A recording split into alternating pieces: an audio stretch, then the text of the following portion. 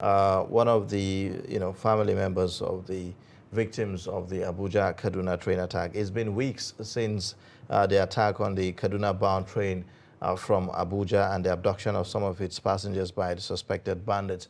Although both the state and federal government have given assurances of rescuing the abductees, not much have been achieved in securing their release. Now, family members of some of the victims have also accused the government of not doing enough to return their loved ones home safely. Although a few of the abductees have been released, including the MD of the Bank of Agriculture, among others, we have joined us virtually Imran Ahmed, a family member of one of the abductees who joins us from Kaduna virtually. Thank you for joining us, Ahmed, on Daybreak this morning. Thank you for having me. Thank you. All right. Well, I mean, we have heard statements from, the family members of the victims of this Abuja Kaduna attack. And the last we heard was, an accusation on government that they are, government have abandoned, these abductees in the hands of the abductors. What do we know so far on what's happening as regards, rescuing them? Okay. Good morning. As family members, we know very little about what the government is doing about rescuing our family members. But just like any other Nigerian, the only thing we've heard from the government is that the government is doing everything possible to rescue our loved ones from the hands of the alleged bandits. So far, that's all we know. I think last week, after the Federal Executive Council meeting, we had the Minister of Information saying the government is on top of the situation, meaning the government, our loved ones. That's all we know, and that's the only thing we've heard from the government so far. Okay, but have there been any meeting between, the family members, and government in whatever of whatever kind, some sort of maybe some kind of meeting just to get to know even, the family members of these victims? Um, there has never been any meeting between the government and any family members of the victims, and that is very, very frustrating for the family members because you cannot tell me that you are trying to rescue my loved one from captivity and you are not coming forward with any information. Not even giving me information about what you are doing or what you are trying to do. But the family members expected the government to reach out not only to the victims of those in captivity, but the victims of those that got injured or those that lost their lives during this train attack. That is that has been very, very frustrating from the families, and I think the government needs to do better on that regard. Imran, first of all, sorry about this incident. The mood in your family can only be imagined. The Yeah. abductors, have they tried to reach your family? Yes, the mood, not just my family, but other families and many Nigerians has been very, very terrible. It has been very traumatic for my family. It has been very, very hard for us emotionally, knowing that our loved one is in captivity in the hands of his kidnappers. We don't know what he's going through. We don't know what he eats. We don't know how he sleeps. And honestly, it's very difficult to imagine. I wouldn't wish anyone to be in this kind of situation. Yes, the bandits contacted the family, and they contacted the family through me. I think 2 days after the abduction took place on,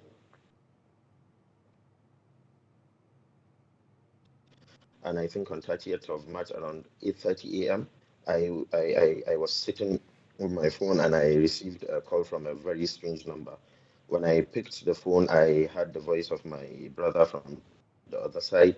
The first thing he said, he called my name, and I called his name too.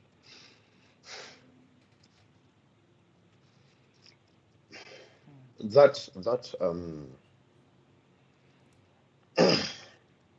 Imran, conversation was Imran, very, calm down. very emotional for. I can understand how you feel. Just calm down and see and talk to us.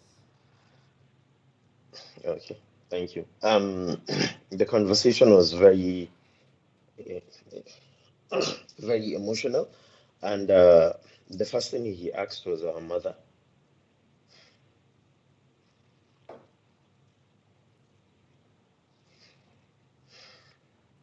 Imran, Imran, Imran, All right. we understand how you feel. Like I said, the mood can only be imagined.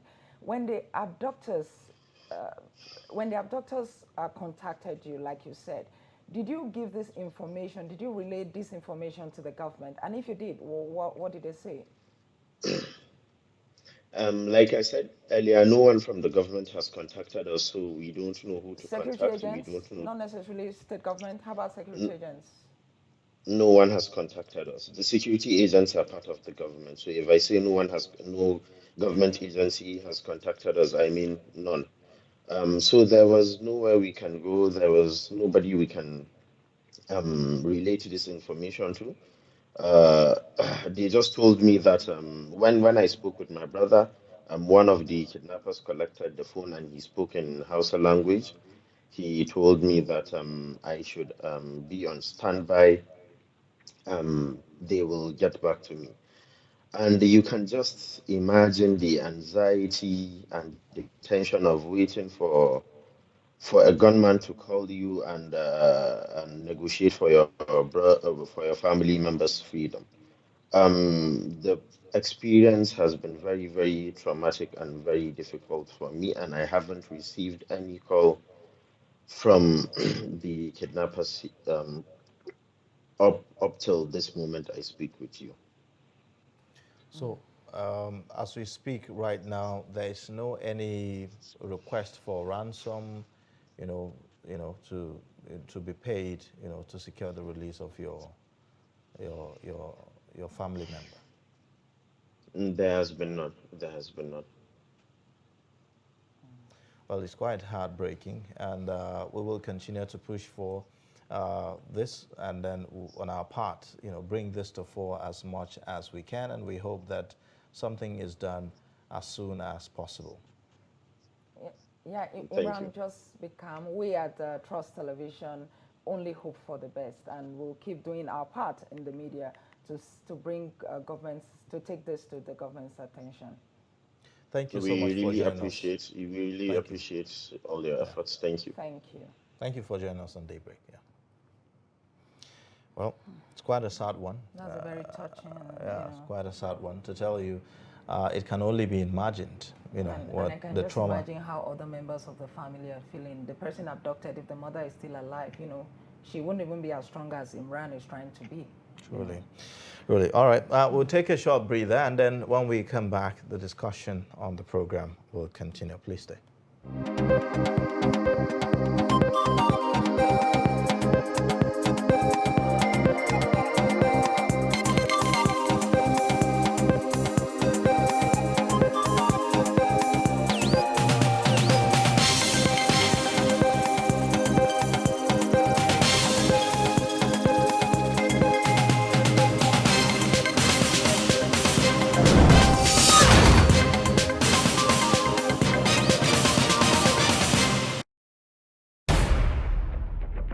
Every patriotic Nigerian should hear this.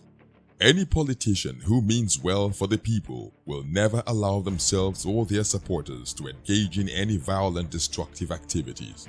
No politician who truly wants to serve the people and develop the nation will encourage his followers to destroy properties or take human lives before, during, or after the elections. The Nigerian public must watch out for these traits and isolate any politician who encourages supporters to engage in violence. No genuine politician or patriot will cause trouble and seek to destroy the very society which they aspire to lead or develop. politicians who have the good of the people at heart will not allow themselves or their followers to engage in violence, destruction of properties, and then taking of lives. Be vigilant. By their words you shall know them. Shun violence. Stay away from politicians who want you to do so. Let's join hands to make the 2023 elections peaceful. This message is from the National Orientation Agency, NORA. This is Trust TV, documenting the Nigerian story. All right, thank you for staying with us. You're watching Daybreak, reaching you live from the nation's capital in Abuja. We still have Jonathan Onoja, security expert, in the studio with us, talking about the recent security realities that Nigeria is dealing with. We just had a member of the victims, a family member of the victims of the Abuja-Kaduna train attack. And it's quite saddening to really hear that till this moment there have not been any kind of contact between these family members and government, and it's quite heartbreaking. The same, it just goes to show this idea of, well, because I'm just wondering that if you haven't met these people, how do you empathize with them? How do you provide any kind of assurance, comfort, hope, give them hope of some sort? Yeah. I mean, even if, it's like they are left on their own, Exactly, and I feel that it's really, really, really, really unacceptable. And even if government is doing something and hasn't been able to make progress, it's important that they know, so that they will know that, okay, this has been done, so and so is being done, and we're even waiting. if you don't want to divulge everything that you are doing, maybe not to jeopardize, whatever you are trying to do. We understand it's a security issue, right? But at least meet with them. I was even thinking there will be like a central meeting point where you can say all of them should come. You address them that, okay, we are moving close, we are, something. Well, it's quite sad. Let me get your reaction, Mr. Jonathan Onoja, on this, getting to know that this is where we are as far as this is concerned. Immediately, immediately this attack on Kaduna-Abuja train happened, and then I saw the response of the managing director of the Nigerian Railway Corporation, telling them that they should be hopeful. I was sad because that shouldn't be the steps now. Agreed, we should be hopeful, but what are the physical measures that have been put in place to checkmate further occurrence, number one, and to actually recover the lives that we are talking about, those ones that are still held captives, those we know that they are still alive. I am down now. I am down listening to this fellow crying. The country has failed. Are you me? The country has failed. We have failed our system. We have failed our generation. I can't expect a minister who should ordinarily should be sober. I felt he's in the studio. And let me tell him 101 and tell him that you will be judged. You failed in your responsibility to provide security for those people. You can imagine how much they make from that rail stations on daily basis, on anything that it contributes to our economy. And it just looks like this, our attitude of life goes on. That it has happened, it will still continue. This attack happened just few days, less than 1 week, and then the Minister of Transport. In fact, the Minister of Transport was declaring his for a presidential election. For a presidential election. When he's supposed to ordinarily resign. And even when he's supposed to resign, he has not resigned. Because Section 84, Subsection 12, states it clear. But what has the president done?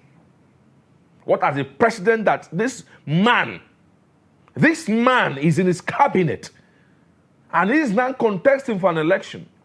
What has he done? So it has to show that we don't have a country again. The Nigerian system, Nigerian state we find ourselves has failed us.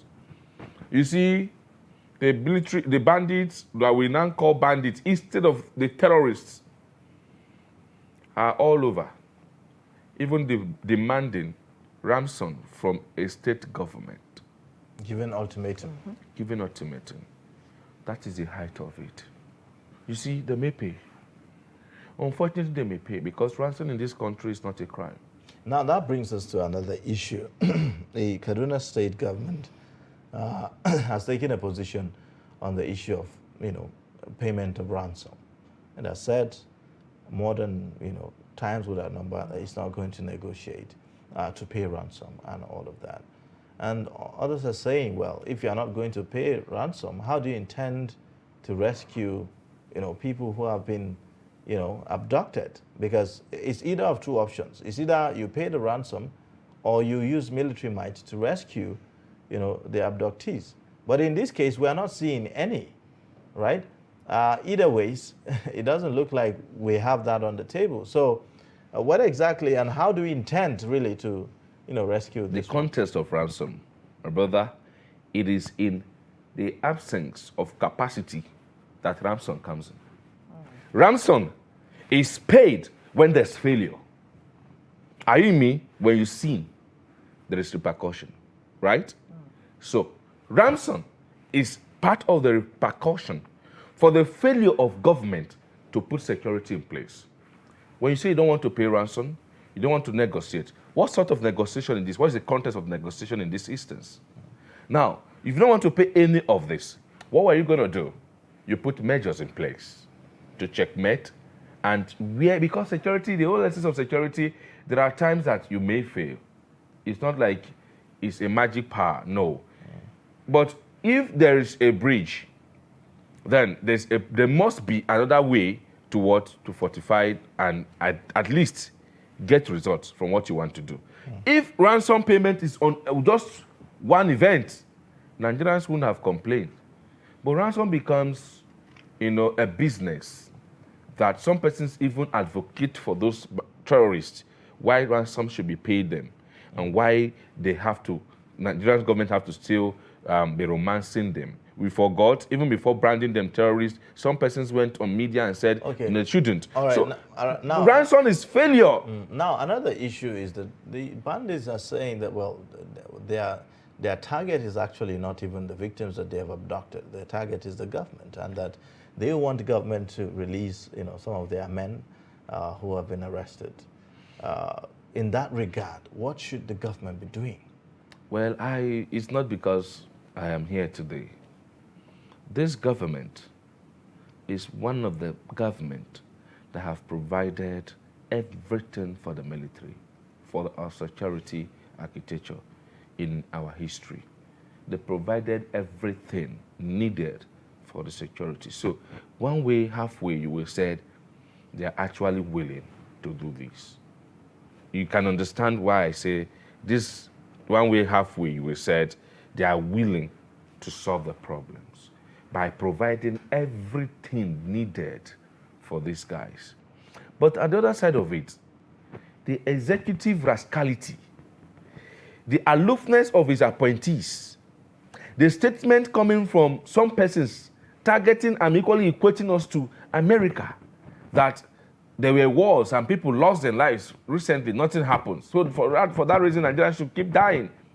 So when you look at these things, you add 1 + 1, it's not adding. You discover that one way or the other, there are persons in government sabotaging the effort of these people. Now, I will answer your question directly, that why is government looking in this direction? Have government granted these people pardon before? We were in this country where these guys were arrested in less than 6 months.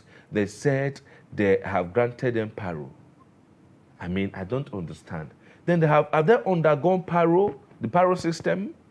And then when the government granted them parole, then the question is that, is it full parole that they granted them? Because, for instance, the same people you said we gave them an amnesty in this instance, this context, we granted them amnesty because they were entitled to some pay. What is the relevance today? People you arrested for over years have been killing people. Then in less than 6 months, you saw uniform, and then the chief of army staff came and told Nigerians that they are repentant. You know, to brand people or to give a name. One contest of one idiot somewhere will tell you they are not repentant, or God tagged them repentant. And we're not having repentant Boko Haram then.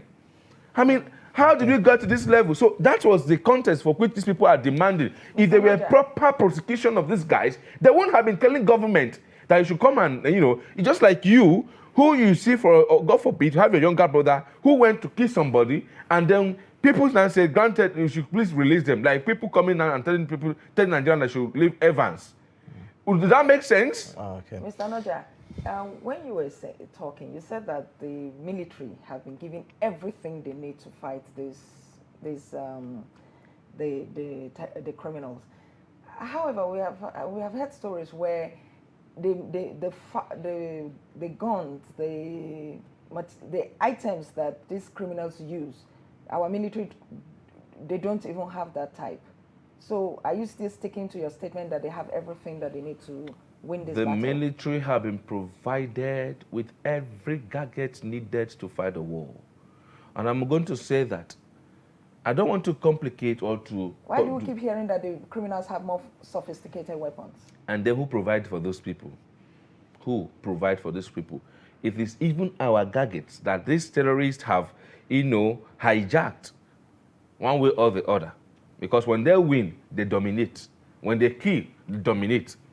So when they go to the battlefield and maybe eventually they win our soldiers, they take over their whatever equipment they came with and it belongs to them. So most of these things you see are not owned by them. They are not owned by them. There are some private, there are individuals sponsoring. We've had in this country, for crying out loud.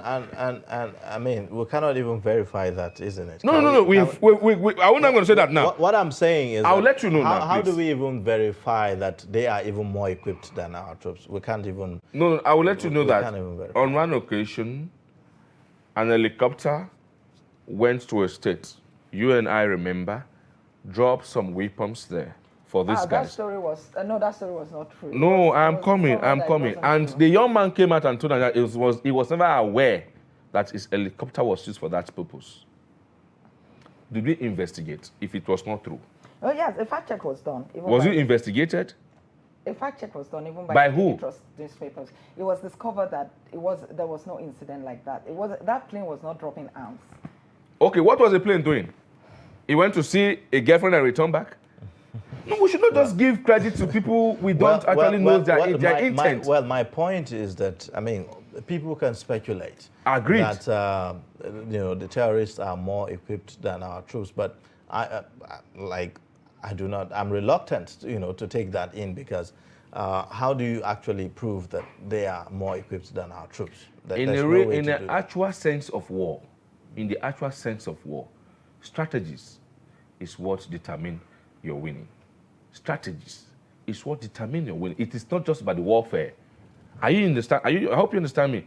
It's not just about the warfare. Are they attacking Nigerians that or showcasing what Russia is showcasing? No. They're letting us know that it is about strategies. These guys have intelligence in each of these agencies that they can easily bomb anywhere. They can strike in anywhere. So we should work on our intelligence. Yes, I agree. All right. Well, thank you so much. We have to end the discussion here at this point because of our time. We thank you for coming on Daybreak this morning and sharing your perspectives with us. Thank you so much. We look forward to having you again. Thank you so much. All right. We'll take a short breather now, and then when we come back, Daybreak will continue. Please stay with us.